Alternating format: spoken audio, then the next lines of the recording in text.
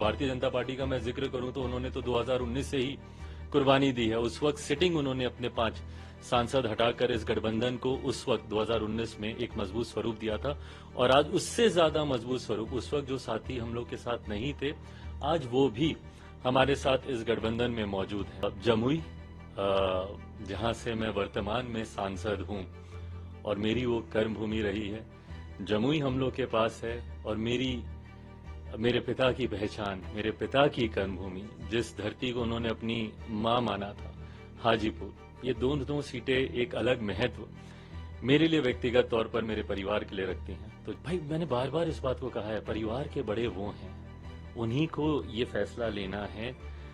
मेरे पिता के जाने के बाद परिवार के मुखिया की भूमिका में वही थे, मेरे पिता के स्थान पर वही थे। जिस तरीके से विपरीत परिस्थितियों में भी मेरे पिता ने, ऐसा नहीं है कि इससे पहले कभी परिवार पे संकट नहीं आया, इससे पहले कभी पार्टी में संकट नहीं आया, पर मेरे पिता ने इस बात को सुनिश्चित किया कि हर परिस्थिति में वो पार्टी को एकजुट रखें, परिवार को एकजुट रखें। 40 सीटों पे लड़ेंगे, आपको 5 किया है, इसका अनाउंसमेंट हो गया है, आपकी पहली प्रतिक्रिया? ये सबसे पहले मैं हमारे प्रधानमंत्री और हमारे गठबंधन के नेता आदरणीय प्रधानमंत्री श्री नरेंद्र मोदी जी का हृदय से आभार प्रकट करता हूं। जिस तरीके से उन्होंने हमारी पार्टी के मान सम्मान को बरकरार रखा, जिस तरीके से हमारी पार्टी की उन्होंने चिंता की, मैं उनको विशेष तौर पर धन्यवाद देता हूं। हमारे गठबंधन के अहम सहयोगी जनता दल यूनाइटेड और हमारे मुख्यमंत्री नीतीश कुमार जी, इस गठबंधन में मौजूद हमारे तमाम साथी, उपेंद्र कुशवाहा जी, आदरणीय मांझी जी, तमाम साथियों का मैं आभार प्रकट करता हूं कि उन्होंने जिस तरीके से इस गठबंधन को मजबूती देने के लिए इतनी सहजता से सीटों का बंटवारा किया। यकीनन जब कोई बड़ा गठबंधन बनता है तो हर दल को छोटे मोटे कॉम्प्रोमाइजेस करने पड़ते हैं, थोड़ी बहुत कुर्बानियां हर किसी को देनी पड़ती है और मुझे लगता है कि एक बड़े जो लक्ष्य हमारे प्रधानमंत्री जी ने हम तमाम एनडीए के साथियों के लिए तय किया है 400 प्लस सीटों के साथ जीतने का, उसके लिए मुझे लगता है हर दल ने बहुत सहजता से, मुझे भी अपनी एक सीट कम करनी पड़ी, वो भी हम लोगों ने बहुत सहजता से की। जनता दल यूनाइटेड ने भी अपनी एक सीट कम की, मांझी जी हों, उपेंद्र जी हों, हर किसी ने, उनसे जिनसे जो बन पड़ा, उन्होंने इस गठबंधन को मजबूती देने के लिए, और भारतीय जनता पार्टी का मैं जिक्र करूं तो उन्होंने तो 2019 से ही कुर्बानी दी है। उस वक्त सिटिंग उन्होंने अपने 5 सांसद हटाकर इस गठबंधन को उस वक्त 2019 में एक मजबूत स्वरूप दिया था और आज उससे ज्यादा मजबूत स्वरूप, उस वक्त जो साथी हम लोग के साथ नहीं थे, आज वो भी हमारे साथ इस गठबंधन में मौजूद हैं।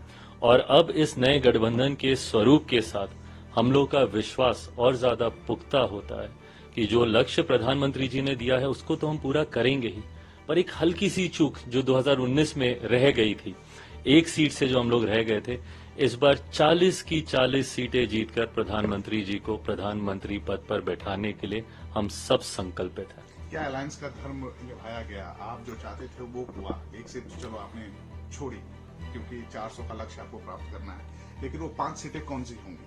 भाई इसका जिक्र भी प्रेस कॉन्फ्रेंस में किया गया। लोक जनशक्ति पार्टी जमुई, जहां से मैं वर्तमान में सांसद हूं और मेरी वो कर्म भूमि रही है, जमुई हम लोग के पास है और मेरे पिता की पहचान, मेरे पिता की कर्म भूमि, जिस धरती को उन्होंने अपनी मां माना था, हाजीपुर, ये दोनों सीटें एक अलग महत्व मेरे लिए व्यक्तिगत तौर पर मेरे परिवार के लिए रखती हैं। तो जमुई और हाजीपुर के साथ साथ समस्तीपुर है हम लोग के पास, वैशाली से हमारा ही प्रत्याशी चुनाव लड़ेगा और मेरा गृह जिला, मेरे पिता का जहां पे जन्म हुआ, खगड़िया, वो भी हम ही लोग के पास है। आप कहां से लड़ेंगे? क्योंकि ये रूमर्स था कि आप 2 जगह से चुनाव लड़ सकते हैं।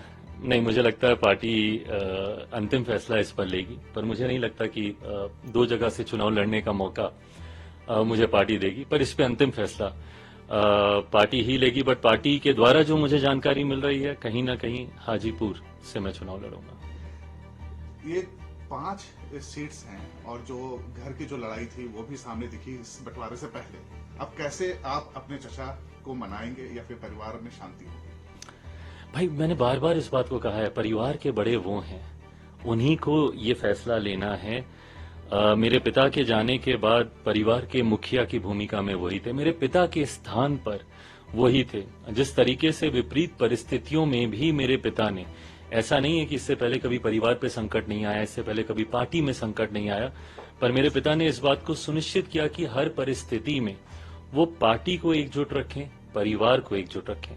पिता के जाने के बाद इसी भूमिका में मेरे चाचा जी थे।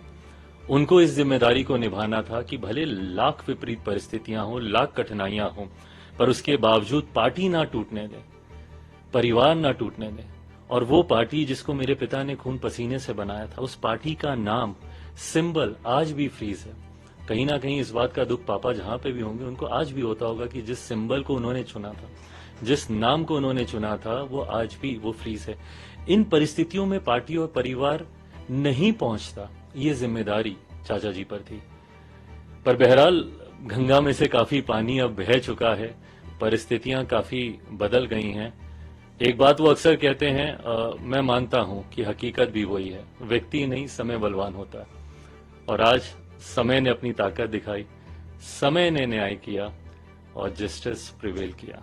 अब आपको नहीं लगता है कि अगर वो आपके खिलाफ खड़े हो जाएं तो आपके लिए प्रॉब्लम हो सकती है? भाई आने वाले दिनों में मैं हर चुनौती के लिए तैयार हूं, हर चुनौती के लिए मैं तैयार हूं। और ऐसा नहीं कि इससे पहले चुनौतियां नहीं आई हैं मेरे जीवन में, मैं पिछले 3 सालों से सिर्फ और सिर्फ चुनौतियों का ही सामना कर रहा हूं। तो ऐसे में अगर कोई और चुनौती भी मेरे सामने आती है तो उसका भी उतना ही डट के सामना करूंगा, क्योंकि ये विश्वास और पुख्ता हुआ है कि पापा का आशीर्वाद पूरी मजबूती से मेरे साथ है। भाई प्रिंस का क्या होगा? उसके लिए मेरी चिंताएं पहले भी थी, आज भी है। युवा है, नई शुरुआत थी उसकी, बट बहरहाल उसने अपने लिए कुछ फैसले किए हैं।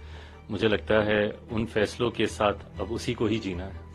इस 5 सीट में उनको जगह मिलेगी? जैसा मैंने कहा कि ये मेरी पार्टी एक अलग संघर्ष के दौर से निकली है।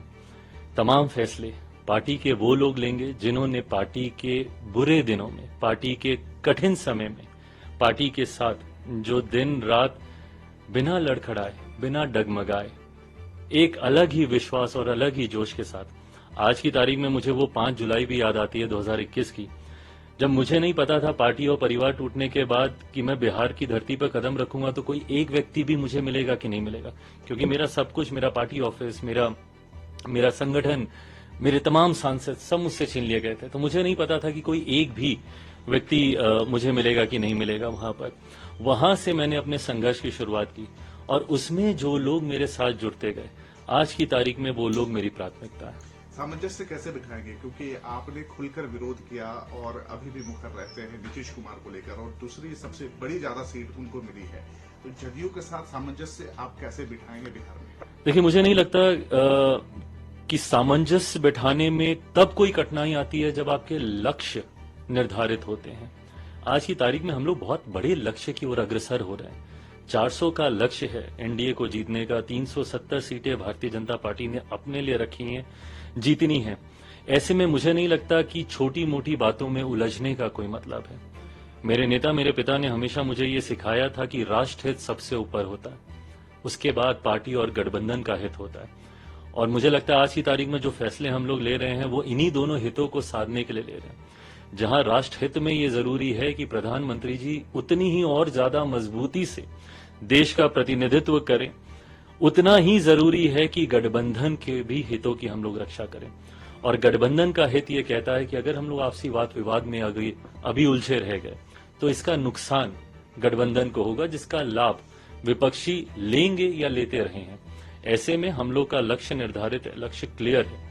400 के लक्ष्य के साथ हम लोग अग्रसर हो रहे हैं। बिहार में 40 की 40 सीटें हम लोग को जीतनी है। ऐसे में तालमेल बैठाना होगा और मुझे लगता है कि गठबंधन के भीतर ये बहुत खूबसूरती से हो रहा है, जो कि सीटों में परिदर्शित हुआ ही है।